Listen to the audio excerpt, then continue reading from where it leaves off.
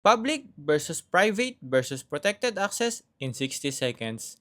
Ever seen public, private, protected in code and wondered what they actually do? Here's the quick breakdown.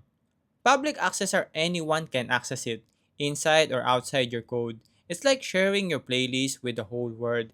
If it's public, every part of your program and even other programs can use it.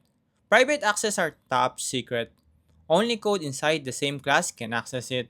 Imagine a personal diary with a lock. Nobody else gets in. Protected access, this one's for family only.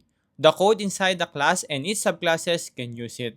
Think of it like a family recipe, passed down to your kids but not to the neighbors. So quick recap, public access, open for all. Private access, for your eyes only.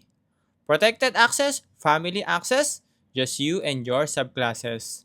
So next time you see these access levels, you know exactly who's allowed in. Happy coding!